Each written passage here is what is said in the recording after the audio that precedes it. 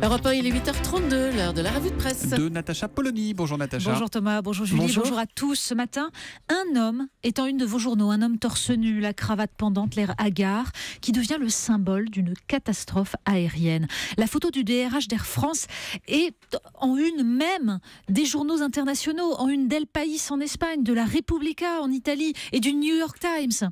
Alors ici, ici on se désole de l'atteinte à l'image de la France. Le Parisien, Air France, injustifiable. Le Figaro, les extrémistes d'Air France vont-ils tuer la compagnie? L'Opinion, Air France crache sur le dialogue social. Air France présent absolument partout ce matin donc. Oui, on voit bien qu'Air France, écrit Guillaume Goubert dans La Croix, témoigne de manière exacerbée de difficultés plus généralement françaises. Par exemple, une crispation face à la mondialisation qui conduit à demander la protection de l'État. Alors, il faut tout de même signaler que dans le déferlement de colère, Libération, avec Christophe Alix, tempère ce désastre. Christophe Alix rappelle que les pilotes ne sont pas le seul handicap d'Air France. En ce jour où la presse célèbre les 70 ans de la sécurité sociale, le journaliste le dit, le surcoût des pilotes par rapport à leurs collègues européens n'est pas lié à leur salaire, mais à l'écart de cotisation sociale entre la France et ses voisins. Autre handicap pour Air France, ajoute-t-il, le coût de la redevance versée à Aéroport de Paris, deuxième aéroport le plus cher d'Europe, avec 45% d'augmentation en 10 ans, et qui reverse des dividendes à l'État actionnaire.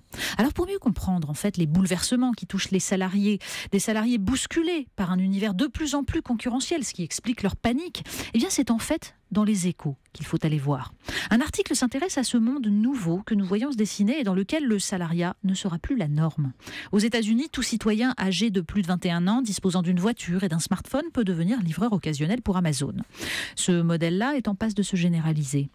Une chance pour des jeunes cadres aspirant à plus d'autonomie, mais une malédiction pour des travailleurs précarisés, désormais privés de toute protection sociale face à des multinationales qui leur laissent porter le risque. Le journal annonce bien la création aux États-Unis d'un syndicat des freelancers, mais on doute de sa capacité à lutter contre l'atomisation des travailleurs. Alors certes, Le Monde nous annonce en une un accord miraculeux signé par 62 pays de l'OCDE pour lutter contre l'optimisation fiscale agressive des multinationales de la nouvelle économie. Un peu d'espoir. Encore faut-il que l'argent récupérés servent à inventer une nouvelle protection sociale des travailleurs. Dans la presse ce matin, il y a aussi une barque, mais alors une belle barque, une belle bête. Oui, il y a l'économie dématérialisée, puis il y a l'économie très concrète, et celle-là continue dans le gigantisme. C'est une photo dans les Échos, celle d'un bateau aux allures de cité HLM, avec des conteneurs entassés sur des centaines de mètres. Le célèbre explorateur Bougainville ne se doutait sans doute pas qu'il donnerait son nom au plus grand porte-conteneurs français, 398 mètres de long, symbole de l'appétit gargantuesque d'une mondialisation de plus en plus éloignée de l'échelle humaine. Vous nous parlez espace vital à présent. Oui, on trouve dans les pages débat du Monde un texte d'un historien américain, Timothy Snyder, dont la thèse a déclenché aux États-Unis une furieuse controverse. Il part de la théorie de l'espace vital développée par les nazis pour expliquer que c'est selon lui la recherche de nourriture et de moyens de subsistance qui constituerait la cause profonde des génocides. Il cite le Soudan, le Rwanda. Il insiste sur l'enjeu que constitue à terme le rachat des terres arables en Ukraine, comme en Afrique, aussi bien par la Chine que par le Qatar, l'Arabie Saoudite et désormais le Japon, et qui sont à l'origine depuis quelques années de certaines émeutes de la faim. On a reproché à Timothy Snyder de minimiser la spécificité de la Shoah, peut-être. Pour le reste, il semble que seule la France n'ait pas compris la richesse immense que constitueront bientôt ces terres agricoles.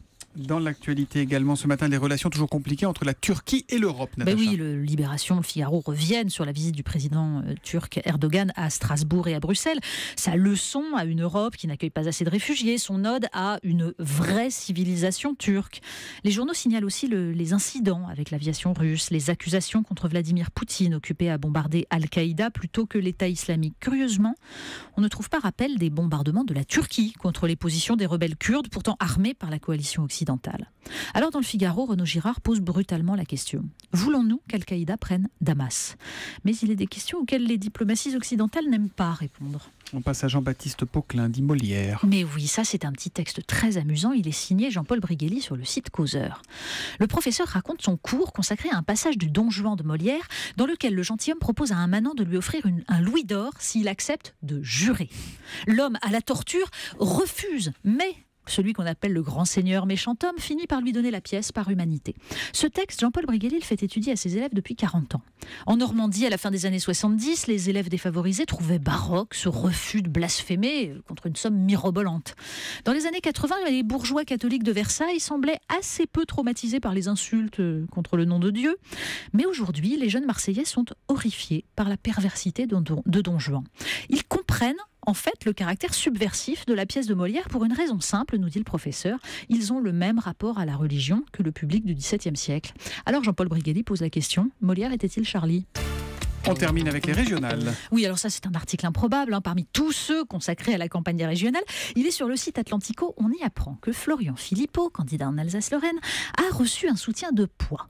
Il a des lunettes noires, un blouson de cuir et des cheveux blonds. Sur la photo, ils sont bras dessus, bras dessous. Oui, eh bien, le sosie de Johnny, cher à Jean-Pierre Raffarin, soutient Philippot. C'est le sosie, hein. Oui, le sosie, pas le vrai. Le vrai soutenait Sarkozy à l'époque, aujourd'hui on ne sait plus. En même temps, il n'est pas très ressemblant, le sosie. C'est ça le problème avec les sosies. Il ne suffit pas de mettre des lunettes noires pour ressembler à Johnny, et il ne suffit pas d'aller sur la tombe du général pour ressembler à De Gaulle. Voilà pour Nadine Morano, en conclusion de cette revue de presse de Natacha Polony. La revue de presse qu'on retrouve demain à 8h30 sur Europe 1. À demain, Natacha.